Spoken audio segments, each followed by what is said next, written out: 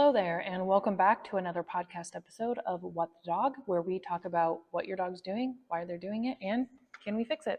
My name is Katie. I am the owner and trainer here at For Pete's Sake Dog Training, and I want to thank you for joining me for another exciting episode talking about all things dogs. And I hope to get the answers to your questions quickly and simply because we're all busy and we don't always have hours to listen to podcast episodes, and we want the answers now. So today I'm going to talk about sporting dogs. I've talked about herding dogs, small dogs, and I don't know if I've talked about working dogs yet. I need to look into that. Anyway, sporting dogs. And sporting dogs are going to be your retrievers, your pointers, Weimaraners, Vizslas, setters, Brittany's. So anytime you think of like a hunting dog, tend to think sporting dogs. Most of these dogs have been bred to do a specific task. So like your retrievers are going to, quote, retrieve. You usually use them with, for example, duck hunting, where the human or hunter will shoot something down, they will go retrieve it for them. Pheasants, usually birds and waterfowl. So your pointers have a job where if they smell the prey, they're going to literally point and help show the hunter where it's at. They will also stalk it and everything too. So there are different types of sporting dogs that have different jobs. But in general, there are a lot of things that we need to consider either before getting a sporting dog, or if you have a sporting dog and you're simply just wondering why. Why is my 5-year-old still acting like a 1-year-old dog? Welcome to the show. If you haven't had a sporting dog before, this is what you're going to sign up for. So, the very first thing I tell people about sporting dogs when they ask about them, love them. They're great dogs. They have energy. They have high energy lifestyles. They've been bred to have jobs. And so you need to make sure that you are someone who can commit to those jobs and activity level. Now, I'm not saying that if you get a hunting dog, you have to go hunting with them. That is not a requirement. It's more or less knowing that this could be the answer as to why they do the things they do, right? And why they have to go on miles worth of walks versus some of our other dogs who may not need to go so far. The other part of that, I'm just going to put this blip in now. You always hear me say it. We don't always have to focus on physical activity. Focusing on mental stimulation and activity will also burn energy. It's about 2 to 3 times. Mental stimulation will burn about 2 to 3 times energy faster than, I said that in the wrong order, but you guys get what I'm saying. 2 to 3 times faster than physical activity. I'm not saying ditch the physical activity. Physical is still very important, but mental stimulation can get us there too. Again, with sporting dogs, they're very active. They tend to enjoy being outside, maybe getting muddy, wet, going for swims in the weeds. So making sure that you are able to commit to that kind of activity level is important.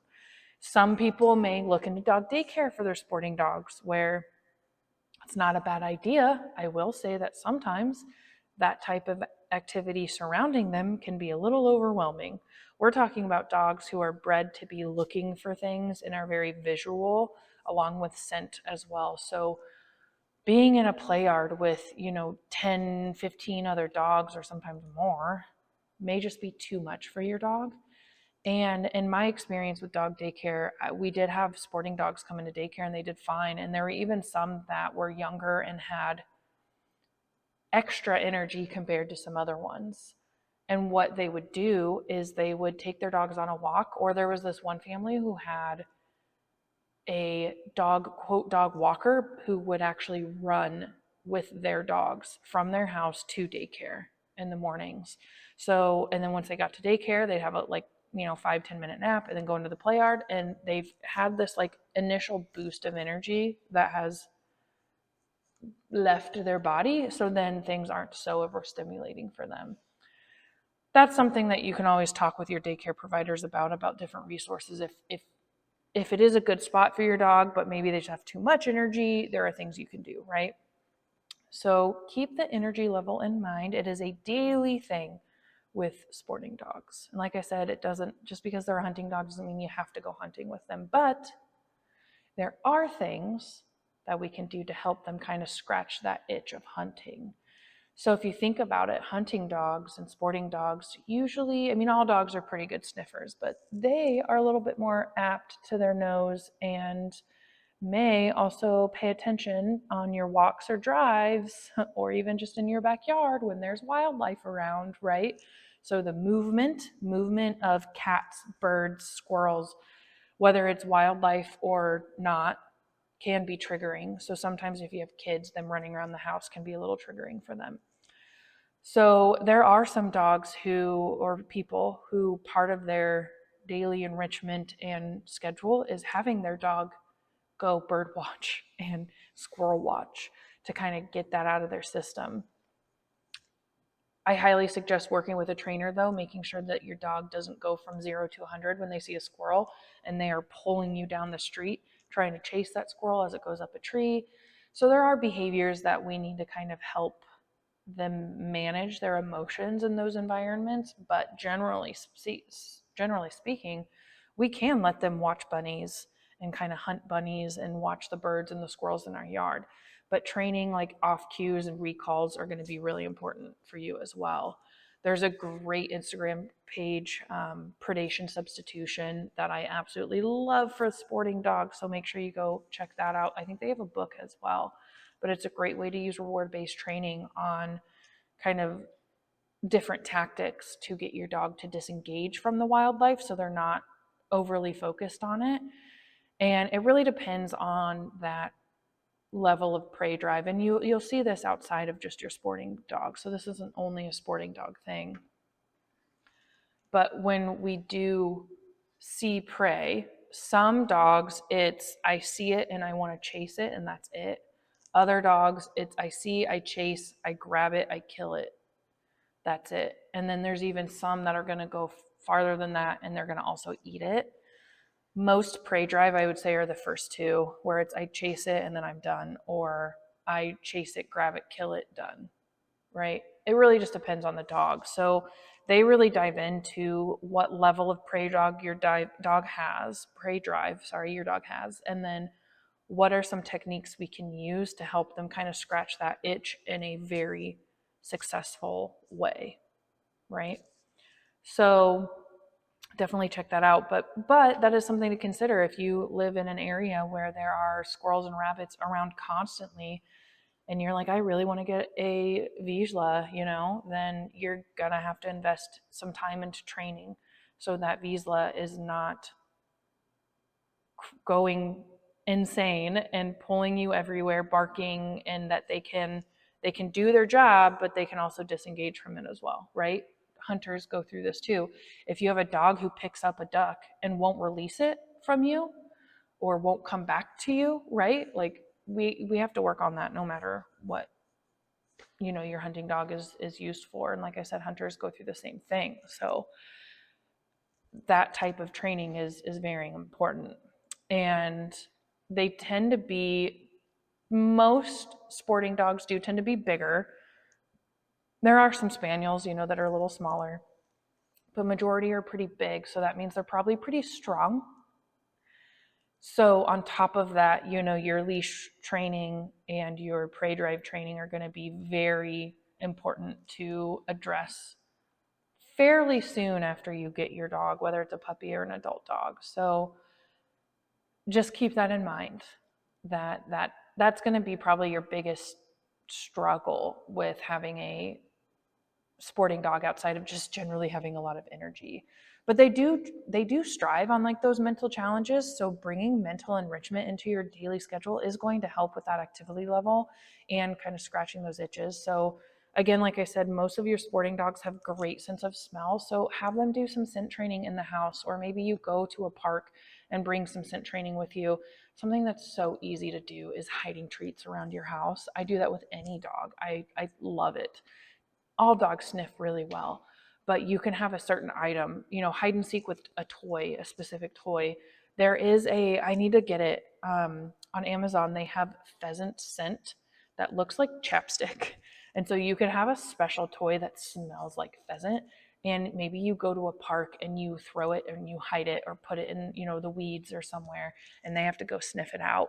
You could have your kids tie a rope onto, sorry, I'm getting a weird text. Rope onto that toy, put some scent markers on it, or honestly, it's smelly enough the way it is. They can drag it around the yard so there's a scent trail, and then you go hide it, right? So getting their sniffer involved on a daily basis is going to be so much fun. And if you head over to my Patreon page, you'll find different feeding games, and a lot of these are going to help with that mental stimulation too. So you can turn every mealtime, instead of them eating out of a bowl, into a mental challenge. So they're going to burn that energy, and they're also going to scratch those itches, and they're going to be easier for you to manage throughout the day. So that's awesome if you can get that into that schedule. For the most part, most of your sporting dogs are going to have less grooming requirements to an extent. Some of your spaniels and setters are going to have a little longer fur that are going to require a little bit more grooming versus like your German short hairs and your Wieslas and Weimaraners. They have pretty short hair. Everybody sheds, so that's all, up there. But, some of your spaniels and setters, they're going to need a little bit more grooming requirements. So you may need to look into that before you decide on getting one of those sporting dogs, if grooming really isn't what you want to spend some of your time on. Regular brush, coat brushing, or even just spending the money on a professional groomer, you may want to opt out for a dog like a setter or a spaniel, because they are going to require a little bit more for you. So take that into consideration. But like I said, dogs shed a lot. Your labs tend to have a little bit longer fur, so they do tend, it seems like they shed more, but I'll be honest, even with my Pitty and the German short hairs I grew up with, they all shed. They can't get over it. So it's just normal, typical dog. But potentially, though, with some of those shorter breeds, you may, depending on where you live. I live in the Midwest, so in the wintertime, like my dog's belly doesn't really have any fur on it, so I like to put a coat on him in the wintertime. Some of your dogs may not care. This may just be a more individual dog issue. My parents' German short hairs, one of them had a little bit thicker coat than the other one, and one of them had issues with snow getting trapped like in the fur of their feet, so they'd have to keep that fur trimmed up a little bit. That's all kind of on an individual basis, right? So just kind of keep that in mind. Our shorter haired dogs may not need as much grooming, but in the wintertime, they may need a little extra assistance to keep warm on those really, really cold days. Generally, the last thing I always have people think about, and I've kind of hit on this with activity, but it's just like your lifestyle. Do you live in a smaller apartment where you don't have access to, a dog play yard or anywhere that you could really go exercise and get your dog out in the open? I'm not saying that you can't have a sporting dog in an apartment. It may not be the best place for all sporting dogs, right? So if you do get your dog from a groomer, learning about the behavior, or from a groomer, wow, from a breeder, learning about the behaviors and temperaments of the parents are going to be really helpful depending on where you live, right? So if the parents are pretty high strung and really active, that may not be best for an apartment. But if one of them is, a little bit more chill, I promise you there are sporting dogs that can be chill. It may take them a couple years, but it does happen. But it may be the temperament of the parents that really help you decide if that's going to be a good choice for you or not. But for the most part, the more space you have, the better it will be for your sporting dogs. Like Cocker Spaniels, your smaller Spaniels, they'll probably do okay in an apartment setting. But your Weimaraners and German short hairs, maybe not. I'm not telling you they're not. I've seen it done. But you got to make sure that you are committed. If your lifestyle has less space in the house, you're committed to giving them the space outside. right? So if you're working 10 plus hours a day, probably not the best bet for you unless you can hire somebody to come and help you out with that. So keep that in mind. If you love to be outside, you love to hike, you love training, with dogs, then yeah, having a sporting dog is going to be great for you because they're very physically active and you're physically active, right? Those are just things you got to keep in mind. Think about too the longevity. It's always hard for me to ask or to tell someone like, how long will this dog live? Stuff happens, people. I can't guarantee it. We do know that smaller dogs tend to live longer than bigger dogs, so keep that in mind. You may have your Cocker Spaniels living longer than your Irish Setters. Generally, though, you're probably talking about like a 10 to 15 year range for these dogs. I'd say it's becoming common that the low teens, but again, things always happen. My first dog died when she was 6 years old. It just is what it is. So keep that in mind as well of the lifespan with our dogs. Speaking of my dog, if you're watching, he's passed out behind me because we just did training for 20 minutes and he's tired, and actually during the training he was already checking out. So he got about 12 to 15 minutes worth of training before he's like, peace out, I'm done. So but there are lots of things that you can do with these dogs. Like I said, make sure you check out my Patreon page, www.patreon.com/fur Pete's sake, if you want to get in on some of those feeding games. Those ones are all free. I do have training videos, so implementing, enrichment during feeding time, with those feeding games, implementing some sniffing games and things throughout the day for enrichment, and doing some training. And it doesn't have to be that long. On my Patreon page, my membership is for the training videos, and I focus on 10-minute sessions. My videos are about 15 minutes long, but I do talk through a lot of it. So if you just do 10 minutes of training every single day, you're going to have a tired dog, right? And they're going to learn things and they're going to behave better. So it's all around a great practice for you to do. So in the end, if you're thinking about getting a sporting dog, just make sure you research everything you need to know about that specific breed, what they were bred to hunt or do in the sport. Can you commit to that kind of lifestyle? Or similarly, like I said, you don't have to hunt if you're getting a hunting dog, but can you commit to that activity level and mental stimulation that they do need? Do you have the space and general lifestyle for a dog that would be able to help meet those needs? Yes or no? Adopt, shop, whatever you'd like to do. I will say, I'm going to talk about this later in more depth, but if you do go with a breeder, you got to do your research on the breeder and meet the parents, see where they're living and how they're being taken care of, and that will tell you a lot about the puppies. So thank you all again for joining me today. Like I said, I hope I can answer your questions quick, sweet, and to the point so you can get on with your day and not have to read or listen to hours worth of stuff. If you have any topics you'd like me to talk about, let me know here on the podcast, or you can message me, hit up my website as well if you want to learn more, get into my membership, or even on my online courses, or even want to train with me one-on-one. That's www.furpetesaketrainings, FUR, petesaketraining.com. And you can learn more. So thank you guys all again for coming. I enjoyed our talk today, and I will see you next time. See ya.